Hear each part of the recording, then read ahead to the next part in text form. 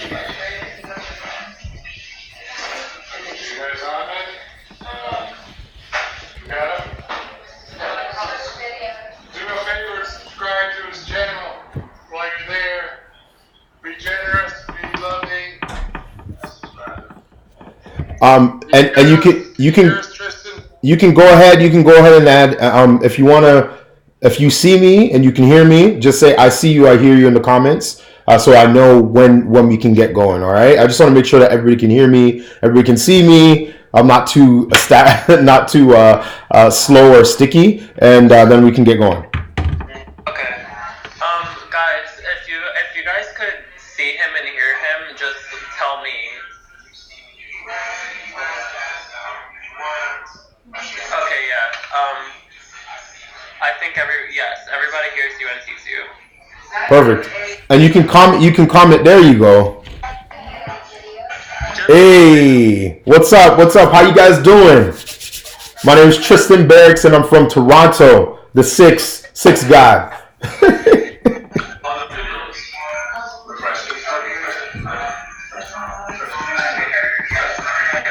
Dope.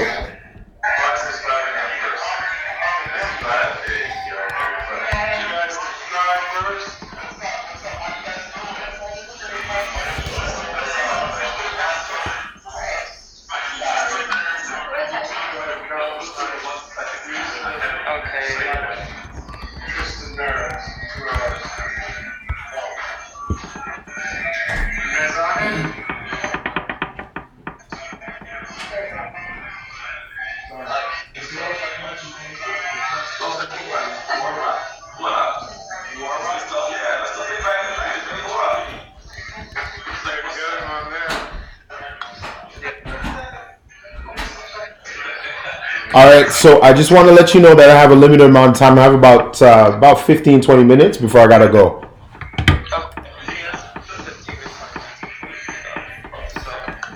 We have the video is. Can you see him on my screen? On Skype or on? Okay. Live. Okay. We'll just gather around the laptop.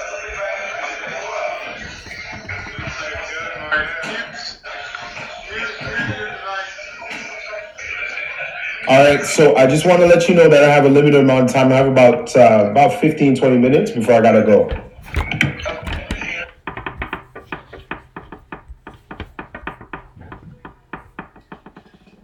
Stay over here. Stay here. So while we're waiting, I just want to know how everybody's doing today. I hope you're having a good day. What are you guys into?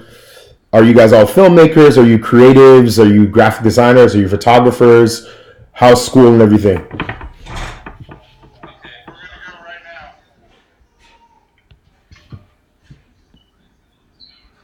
Alright. We're live. Everybody be quiet. You don't need your devices. It's on the main laptop. Go ahead, Tristan. Introduce yourself. Okay, just give me 1 sec here.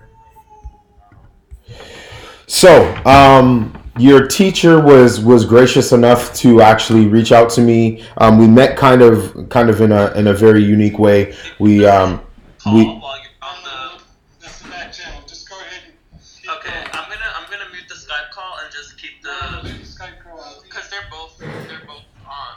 okay. I'll mute my side. Okay. Okay. Because that's what I just hear both the live and the thing.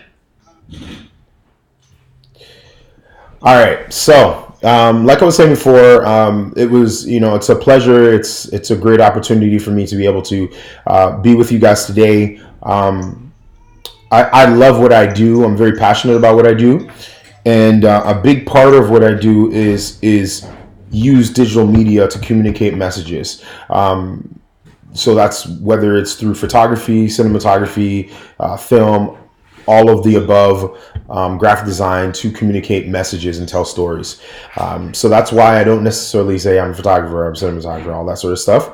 That being said, I wanted to know just before I really jump into today's topic and talk, I really want to kind of get an idea of what everybody's into. If you don't mind typing in like what your interests are in terms of like if you're creative or if you're more, if you're a writer, if you're a dancer, painter, artist, whatever you are, I would love to know just to get to know you a little bit more. The way I would describe myself, like I said before, as a digital storyteller. And essentially, that is a person or individual that has the ability to use the digital art forms or the digital media platform as a way to effectively communicate human-centered or human-driven stories in an authentic way. The way I got into this was I was actually an actor by trade for several years. I was actually in front of the camera for many years. I did theater. I did films such as Dawn of the Dead and The Perfect Man and Mean Girls and all those kind of crazy films that they brought up to Toronto. And yes, I did a lot of background acting and foreground acting. And I say all that because as an actor, one of the things that awesome. I see you guys are kind of let me know what you're into, and I'll jump into that. That's great to know. Digital marketing. I see visual art. I see directing. I see film editing. That's dope. Like yourselves, I had a journey and a transition to kind of figure out exactly what I want to do. I always wanted to do acting, but it got to a place where I kind of had to redefine myself because I got typecasted a lot, and I wanted to be able to as an actor go beyond just being dictated in terms of what my role was and what my performance was going to be. And I wanted to actually create the opportunity to tell stories of people that I knew and I saw and experiences that I had. So I went back to school and I decided to do multimedia production, did that. And when I got out of school, it was, I had pretty much a certificate, diploma that said I could do websites, a little bit of video, a little bit of graphic design. And I really didn't want to do web. I didn't want to do anything web related. That wasn't my passion. My passion had always been to be in front of the camera. Then as a product of being in front of the camera, I had opportunities to actually be a part of the post-production process, which was more of an editor.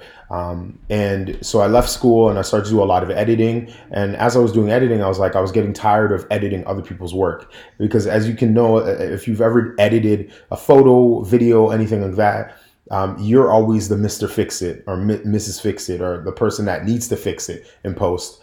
And I didn't really enjoy that. I enjoyed telling stories. I didn't enjoy fixing people's mistakes. So I decided to grab a camera, buy a camera, never went to school for filming, and I started to film. And I started to create promotional material for myself and for some of the endeavors that I was into. And then from there, I transitioned into people seeing my work and saying, hey, can you do this for me? Can you create a marketing campaign for me? Can you tell a story for me? And to full transparency, I never wanted to be a person that just kind of did every type of marketing or every type of filming or every type of media creation. I really wanted to be focused. But in order for me to be focused, I had to try everything and then start subtracting or taking away the things that really didn't make sense to me, I wasn't passionate about, I didn't like. So I did things like, I did, BTS videos for larger productions, and I learned a lot there, but I didn't necessarily want to do BTS videos. I did, dance recitals. I did, newborn photos and also assisting on newborn photos. I did, all you can think of, funerals, weddings, all that sort of stuff. And what really the overarching sort of message and ideas that I got from all these experiences is that certain things I don't like, but at the end of the day, if I can find a way to focus in and be a person that is story driven and create media and content that's story driven, that will never die, because stories are what connect us all together. So I got to this process and I was like, you know what? I think a friend of mine asked me, he's like, so what do you want to do? What do you want to do when you you're doing all these things? Like, what are you, Tristan? And I said, you know what? I used digital media, and I love to tell stories. I'm a digital storyteller. And not only am I a digital storyteller, I'm the digital storyteller, to kind of be a little bit more distinct. Now, for those of you that are college or familiar with a lot of college football or college sports, there are, universities that don't just say they're the University of Michigan. They say the the Ohio State or the Duke University or whatever else. And I kind of wanted to do that just to kind of distinguish myself, and also be able to create things like hashtags and social media keywords that would allow me to own that space. So going from just being a content creator to now a digital storyteller, it really allowed me to open up a broader conversation about what I could provide to potential clients. And instead of being focused on, okay, well, I can just create pretty things for you, or I can just increase your revenue. I can do both of those things, but even beyond that, I can create evangelists of your target audience by the way we create the content. And what I mean by evangelists, it's the Apple effect. Apple doesn't just sell us great products, or products that look nice, but they sell us an idea of how our life is better with these products, and how when they made these products, they made it for you. They didn't make it for a mass of people. They made it for you. So when we as content creators have the focus of personalizing a story, it allows us to really hook in and attract our target audience. So that's what I do. That's what I do now. So whether it is, I still do weddings. That's probably 1/3 of my business, but the other 2/3 is really marketing personal brands as well as commercial marketing. So, and then with my free time, I try to do things like documentaries and tell stories that are near and dear to me. So that's really what I do. That's the sort of the sort of holistic view of what I want to do.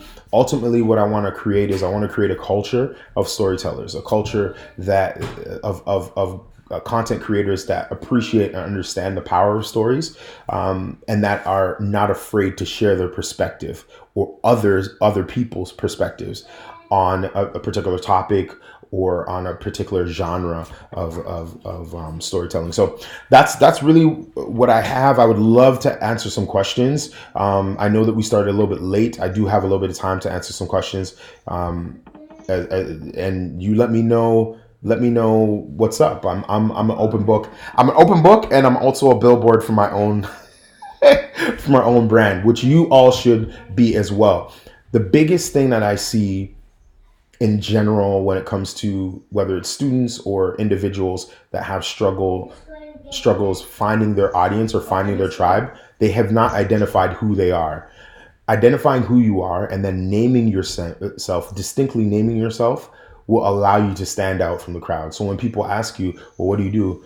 Instead of just saying, I do photography, or I do cinematography, or I edit, think of creative ways. Pick up a thesaurus, create a verbiage and a vocabulary around your brand and around the reality that you want to create. Because that reality and that vocabulary will then be regurgitated to you by your target audience and by your tribe.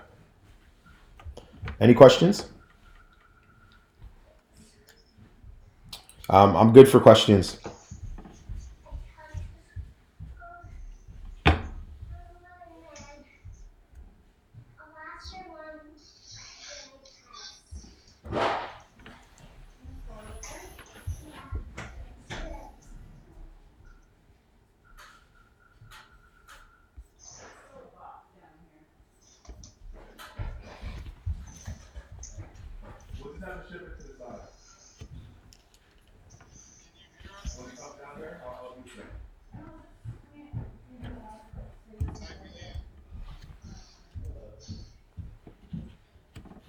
Got one? Just throw the question. Oh man. Somebody says there's something on your device. Did you say something? Yeah, I'm right on the phone, so you can actually hit me up right on the phone as well. So it's all good. Either way. Can you hear us, Tristan? Yeah, I can hear you loud and clear. Awesome. I want to thank you for generosity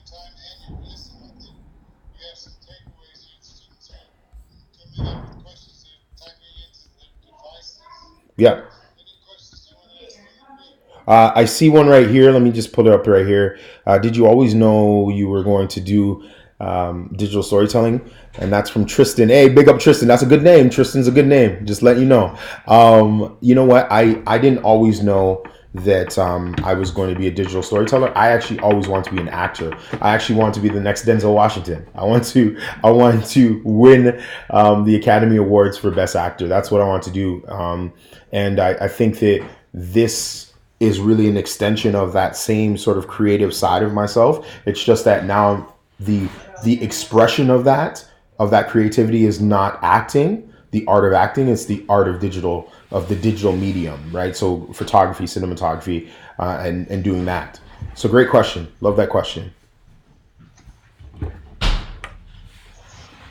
I'm all yours if you guys have any other questions for sure. Oh, got another question. Okay, hang on.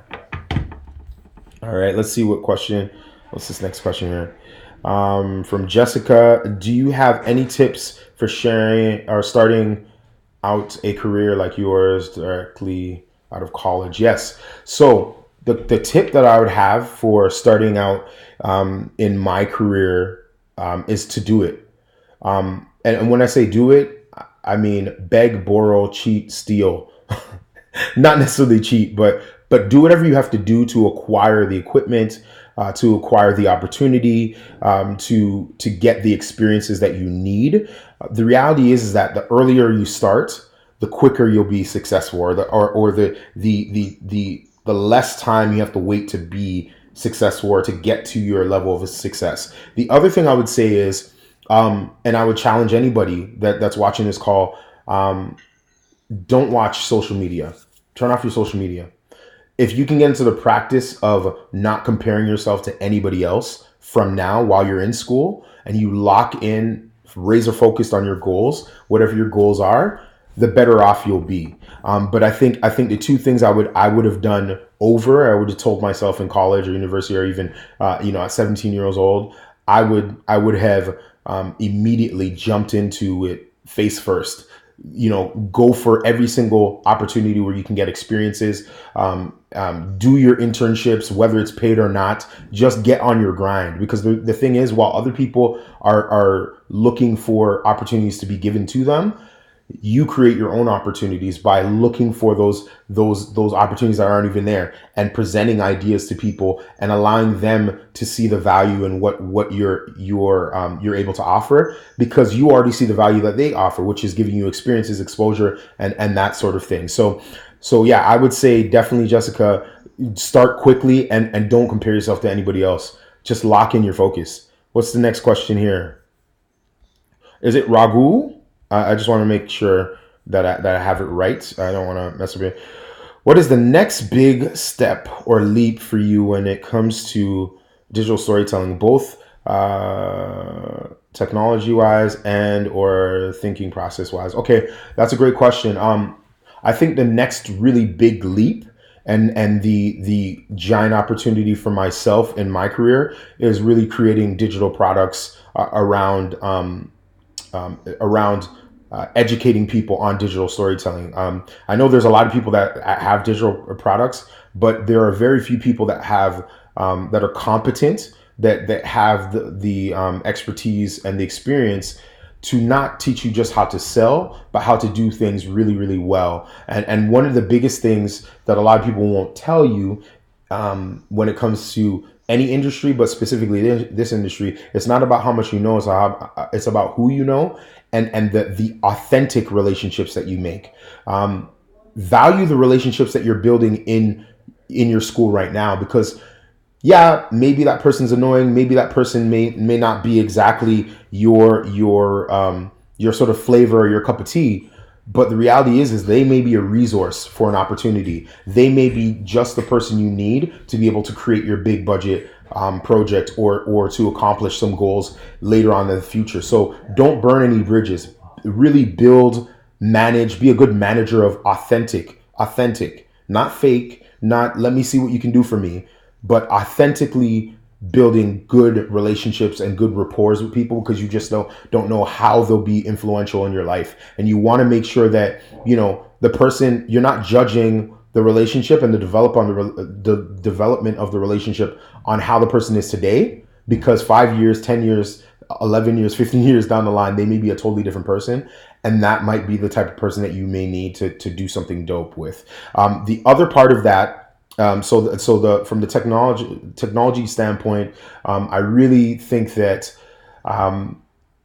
for me, I'm not really a tech head, but I would say in the industry, the next sort of phase is how do we, as storytellers, use mediums like IGTV, Disney Plus and all these streaming services to get to our target audience. At the end of the day, there is really no longer a middleman. It's a matter of using the channels that we have to get directly pinpointed to the audience that we're creating our content for. And that is sort of the next really huge wave. How do I use things like this, like my mobile device, to be able to create amazing stuff that I used to make with my camera, right? How do I just use what's in my pocket to be my everything?